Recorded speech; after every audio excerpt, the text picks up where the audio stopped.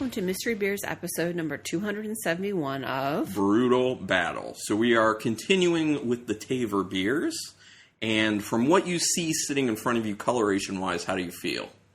I feel good. You feel good? I mean, you know, I still want a stout, but I know that's not happening because you already told me. Yeah, no stouts coming. Sorry, but there could be other stuff that you're, interested in, but... Remember, we had a really good time finishing off that Bobtoberfest Marathon by Peter Allen. That was good. That was a great one. So far, the best of what we've had. Yeah, I think so too. For sure. Well, I mean, our numbers, how we've rated them, would say so. Oh, okay. So we'll see if that holds up. All right, so let's just go ahead to the first beer. It's very clear. Yes, it is. Very yellow. Very yellow. Yellow, clear. Love seeing a clear beer. I think it's very crisp and clean. Oh, man. It smells like a very crisp, clean beer, just like you said. I'm trying to let you mainly lead. I was like, I just said that. I'm just verifying. A little honey. Mm-hmm. I definitely get that. Lemon peel. Yeah, very slight lemon peel. Slight bitterness on there. Not too much. This smells like very delicate. Yeah, I as like far as this style of beer goes. What would you assume it smells like style-wise? Smells like a Pilsner to me. Okay. I was just going to say lager, but... Man, it smells so good, though. Tastes just like it smells. Ooh. It's good. Oh, yeah. Wow. It's kind of bready. Yeah. Biscuity. Yeah, it's definitely got that biscuitiness to it. It's a little bit drying on the finish, but not a lot, which I kind of like. It almost gives it this, slight champagne quality to it. Yeah. A little bit of bitterness on the finish, not too much. It does kind of build a little bit, though, as you just sit with it after each sip. Like, the bitterness builds slightly. It's very clean, though. It's very crisp. It's very refreshing tasting. And we just actually went and did, a 2-mile walk. Well, we ran portion of it and then walk portion, but to come home and then drink something like this, it kind of satisfies the need to hydrate. Mm-hmm. I like this a lot. Yeah, I see what you mean. It's it's very good. Drying. Almost reminds me of a cider. Okay.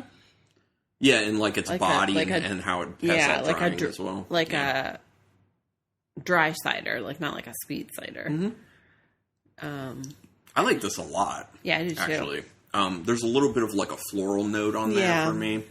It's not overpowering though; it's just very kind of slight. And yeah, that honey, slight hay to it. Yeah. I'm very, very happy with that beer. Actually, I mean, it's not unique. I've had similar ones like that, but it's very well executed. But I like it, and I'll enjoy drinking it. Well, I mean, especially. As we should note, and I know we've talked about it on the podcast before, but it's been a while, with beers that are really hoppy, it's very easy to hide imperfections by just putting more hops in. With beers like this lager, it is very hard. You can't hide imperfections. You can't hide problems with your brewing process or the batch coming out wrong. So to nail it like that is a thing of beauty, really. Yeah, it's very good. And skill, obviously, but... All right, beer B. The next one is yellow-orange, and it's a little cloudy. Yes. Okay. Ooh. I like the nose. I will say that. I do like the nose. It's very dehydrated orange. I get a lot of grapefruit to it. It's very juicy. Yeah. It's super juicy. It's a lot of grapefruit. It also has that peel to it because there is actually a decent bitterness on it, even though it looks like a hazy IPA. It's funny you're getting bitterness. I'm getting a lot of sweetness. It is sweet too, yeah. Like tangerine. Okay. Yeah. I could definitely see that. Yeah, and the more you smell it, it's got a little bit of a sweet candied note to it. Maybe kind of like you were talking about, a dehydrated citrus that's kind of rolled in sugar slightly. Or an orange an orange marmalade. Yeah, I can see a marmalade aspect in there. Yeah, very citrus forward. Yeah, very, very, very juicy. Smells really good though. I get a slight pine in there though, definitely too. Some sort of IPA. It smells very good. But, again, a lot of these beers, it smells great. The taste is, like, very subdued. But we'll see. It's tasty. Ooh. Ooh.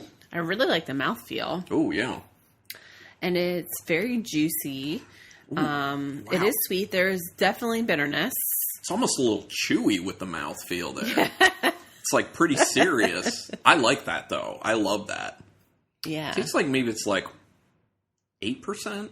You think it's a double IPA? I don't know. Well, I mean, I do know, but it tastes like I'm getting a little bit of astringency to it. Oh, really? I'm not. But it's folding in with the bitterness pretty well. It's good. I mean, the body makes me feel like it's a bigger beer, but I'm not getting, astringency. It is pretty sweet, like you said, on the nose, but it's not too sweet. Not too sweet, and then there's a like you picked out, like a decent bitterness that kind of balances that out. There's a little more pine in the flavor than I thought there was in the nose. What other flavors do you think you're really pulling out? Definitely the orange, tangerine orange. Yeah, it tastes a lot more like candied, but like I was saying, kind of like that light candied, like dehydrated citrus. Yeah. It's good. It tasted pretty much how it smells. Yeah. This is actually quite good. I like both these beers. Yeah, we got two pretty nice ones. I'm excited about this. I don't know how to pick. I'm going back to A. Oh my gosh. Going back to A after that gives it like a more like lemony bright character to it, which I'm kind of really enjoying. Like makes it more soft almost. Yeah, soft in like the bitterness. It like softens the bitterness, but it like boosts this kind of lemony tang to it. Yeah, these are both good. I don't know how to pick which one I like more. Well, we're just number rating. Oh, okay. I don't have to pick one. Mystery beers. Well, I mean, you will end up by whatever number. I'm going to give them the same number. Okay, that's fine. I can't do halves. No. We need to change that. We don't do halves. We just don't do halves. I don't... I'm torn between two numbers. I think I'm going to go big. Oh, you can. I'm going to give them both 7s. Okay. 7 and a 7. Because again, like my ranking is a 5 is an average beer, and I feel like it's like 2 notches above that.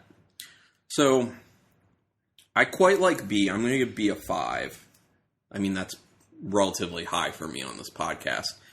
I'm going to give A a 6. Wow. I really like A a lot. I think this beer is very well done. So that's the winner. Yeah, but B got an overall 6. Which is really Which is huge, because that barely ever happens on this podcast. So that got a great rating. But then it just so happens to be in the same episode with the one that gets a 6.5 overall. So this is probably the best episode we've had in a long, long, long time. Maybe ever, honestly. Yeah. It's quite possible. Okay, so the loser, but still a great beer. Beer B. This is, I think, a double IPA. Okay. Let's see. I actually don't remember if it was double or single, but we'll find out. So this is the beer is called Beezer. It is by Old Irving Brewing Company, and they're out of Chicago, Illinois. And this is 6.9% alcohol. I do think it tastes higher, a little bit higher than that. Okay, so it's a single. It's a single. It's an IPA. It's a hazy IPA, straight up. Now, it has Citra and Mosaic in it. And apparently, what I had read on Tavour about this beer, this won a GABF gold medal in 2019, I think it was. And then it recently, I think maybe this year, won a gold medal at the World Beer Cup. So it's a pretty award-winning. It's a hazy IPA. Yeah. See, this is hazy IPAs done right. This is like how they should be. Yeah. Or, how we say Sapwood does hazy IPAs. That's how it should be. So good. Yeah, it's very good. Okay, so let's go ahead and reveal the winner, overall 6.5. This is a French-style Pilsner. So you picked out Pilsner. It's called La Magie. It's by Wayfinder Brewing, and they are out of Portland, Oregon. And I'm trying to see if there's... Oh, where's the ABV on this one? If they even have it. Do they even have... Oh, 5.3%. Nice.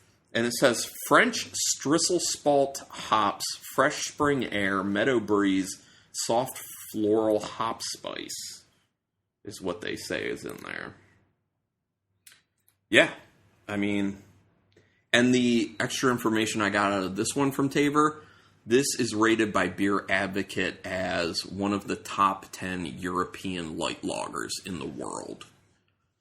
And I can see that because it tastes very, very good. So this is one of the reasons that I like this Tavour experiment, because we can get these beers that there's no other way we would get them. Yeah. And they're, at least in this instance, these are pretty great. Yeah. So we're drinking good tonight. We are. Drinking real good tonight. All right, that's awesome. Everyone stay tuned for our next our next 4 episodes that we'll still be doing Tavour beers. And then after that, not sure what we're going to do. But yeah, thanks so much, everyone. Spread the word about the podcast if you want to. You can email us, brutalbattlepodcast@gmail.com. Rate us, review us, all that jazz. But anyway, thanks for listening. Until next time. Keep it brutal.